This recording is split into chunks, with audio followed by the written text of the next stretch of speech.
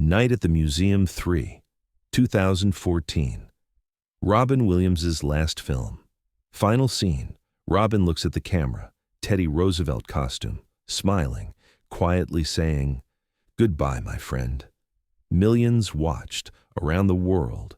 They thought it was a film scene, a character's farewell. But in San Francisco, a 75-year-old man, Richard, sat in a theater, watched that scene, and cried. Because Richard knew those words were for him. Robin Williams was saying goodbye, 17 years later, through the film, because he couldn't say it in real life, and Richard couldn't answer back either until it was too late.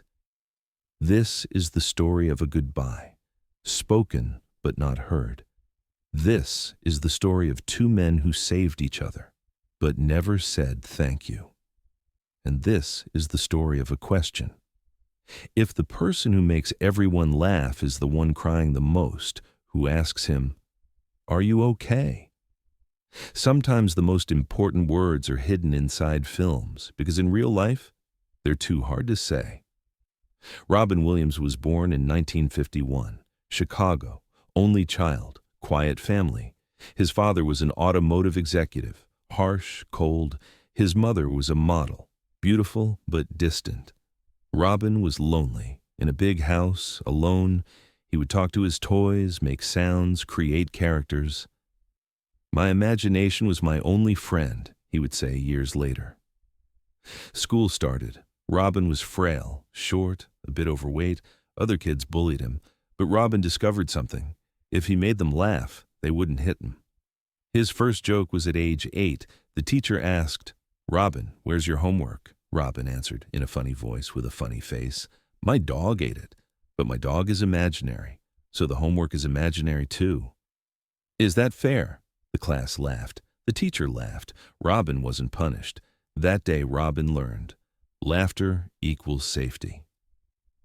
1973, Robin started stand-up comedy. San Francisco, small clubs, little money, but pure talent. Audiences were shocked. Robin was fast, his thoughts, voices, energy.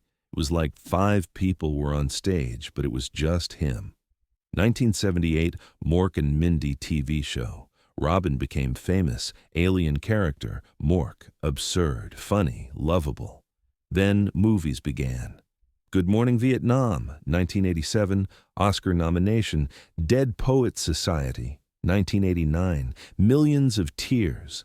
Aladdin, 1992, Genie's Voice, unforgettable. Mrs. Doubtfire, 1993, Comedy plus Heart. Robin became a superstar, the funniest man, the most loved man, everyone's friend.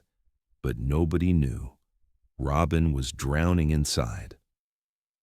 1982, Robin's first serious depression episode. He got treatment, told no one.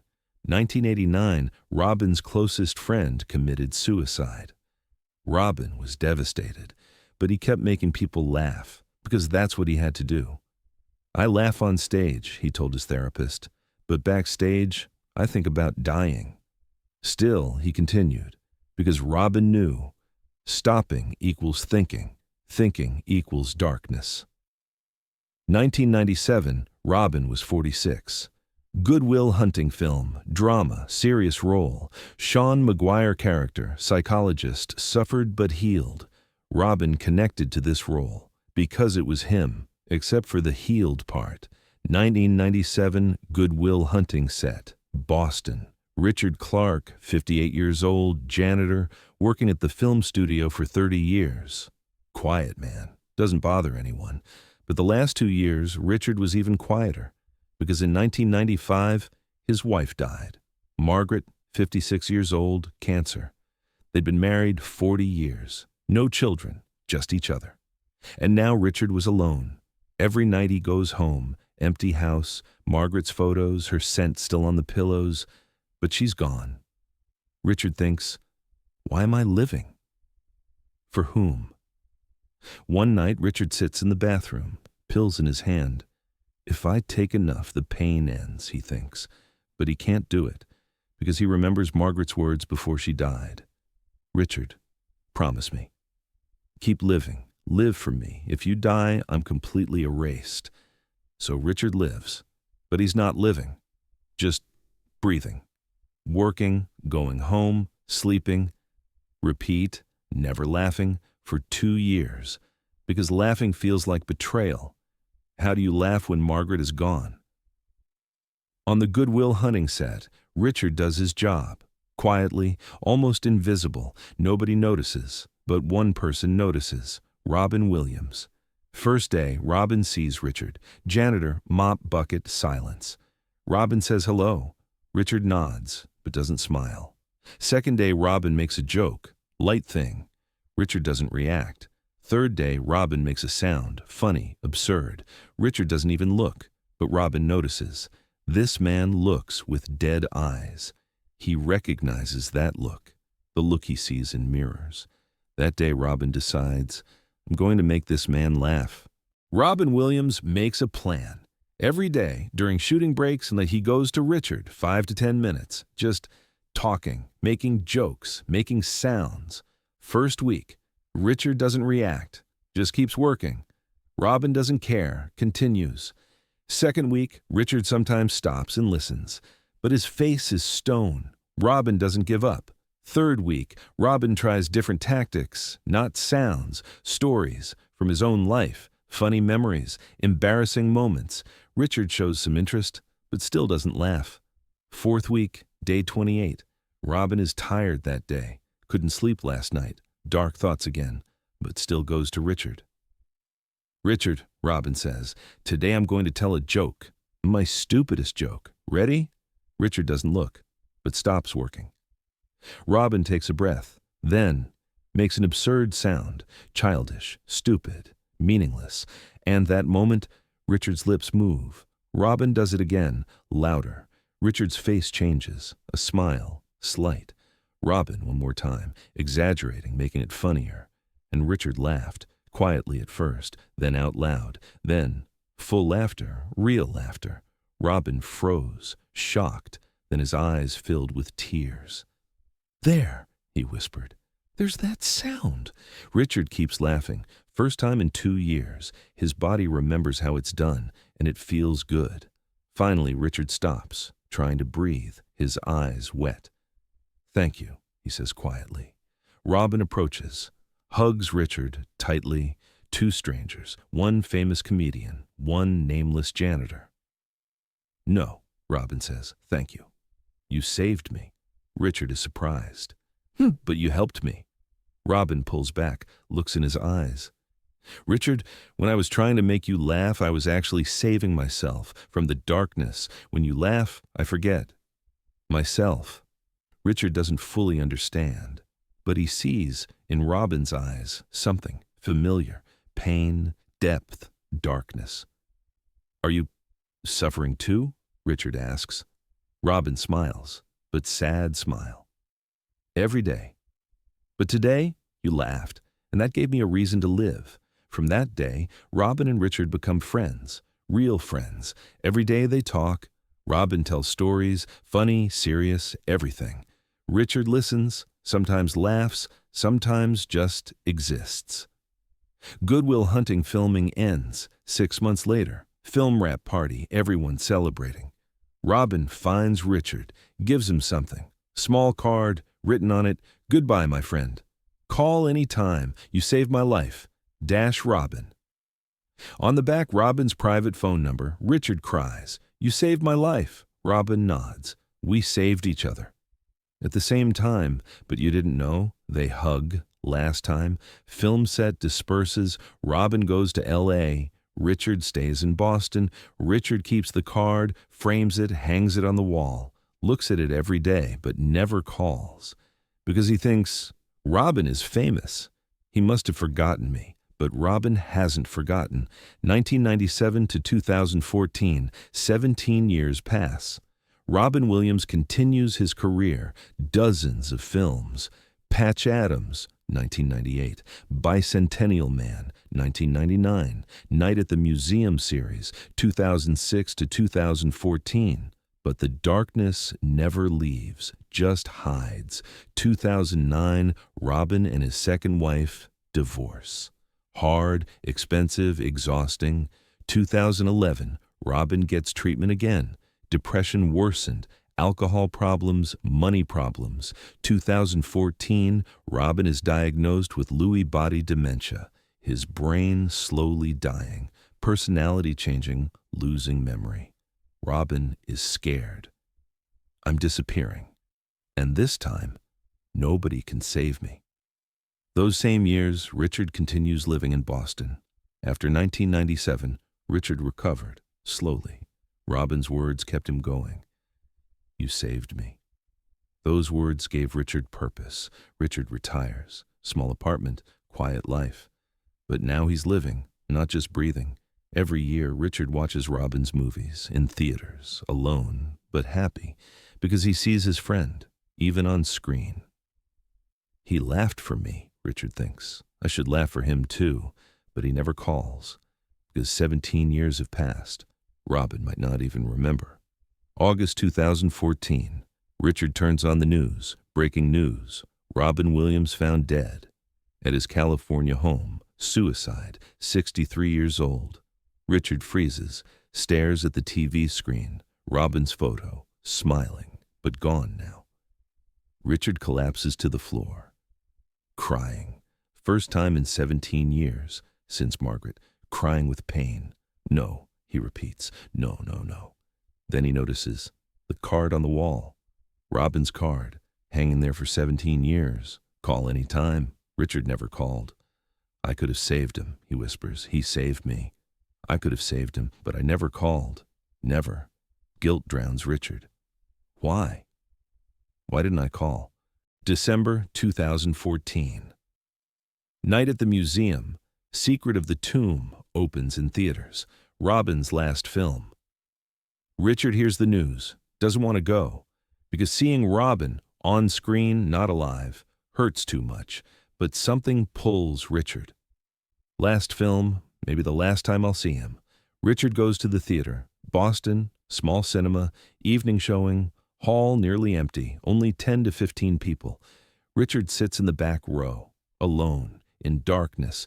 Film starts, Robin on screen, Teddy Roosevelt character, funny, energetic, full of life. Richard smiles, cries at the same time. There he is. There's my friend. Film progresses, final scene approaching, on screen, Teddy Roosevelt, Robin starts fading as the sun rises. Magic ending, time to say goodbye. Teddy turns to Larry, Ben Stiller, smiles, then looks at the camera, at the audience, directly, and very quietly, very softly says, "Goodbye, my friend." Richard's heart stops. That voice, that tone, that look. Richard knows deeply, certainly knows. Robin is speaking to him. Other viewers don't see it. For them it's a film scene, character farewell. But Richard sees, because he knows Robin, the real him, his pain. Goodbye, my friend. Richard leans forward in his seat, crying quietly, tears streaming down his face. No, Robin, he whispers. No, I'm here. I didn't watch you leave. I couldn't save you. Film ends, credits roll, people leave. But Richard sits, in darkness, alone. Screen goes black, but Richard still stares. Then, out loud in the empty theater, alone, he answers back. Goodbye, Robin. I love you, and I'm sorry.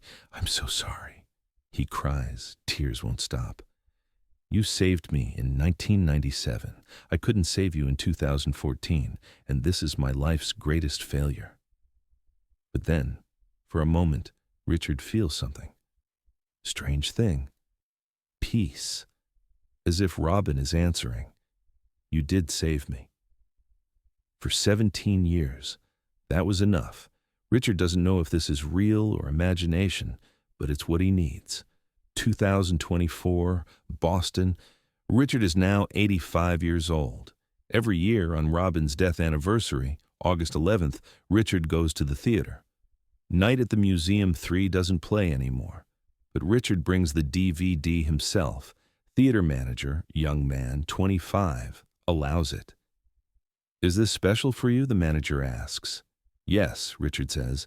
I'm saying goodbye to a friend. Every year. Richard sits in the back row again. Film plays just for him. Final scene comes, Robin on screen, smiling. Goodbye, my friend. Richard, now 85, worn out, tired, smiles, cries and answers like every year, goodbye, Robin. Thank you for saving me, for seeing me, for being my friend. Pause. I hope I saved you too. Even just for 17 years, even just a little bit. Then Richard pulls something from his pocket. Small card, given by Robin 27 years ago. Goodbye, my friend. Call any time. You saved my life. Robin Richard kisses the card, then presses it to his chest. I never called, he whispers, but I should have. Every day, I should have called every day. Theater manager, young man, stands at the door, watching, doesn't fully understand, but sees the old man's pain. Film ends. Richard stands up, slowly, with pain. Manager approaches. Sir, who is this friend of yours? The man in the film? Richard nods. Robin Williams, comedian, most famous man, but to me, just my friend, the only man who saw me. What happened to him? He died. 10 years ago, suicide, and I couldn't save him. Manager stays quiet, then asks, but did he save you? Richard smiles. First time tonight, real smile.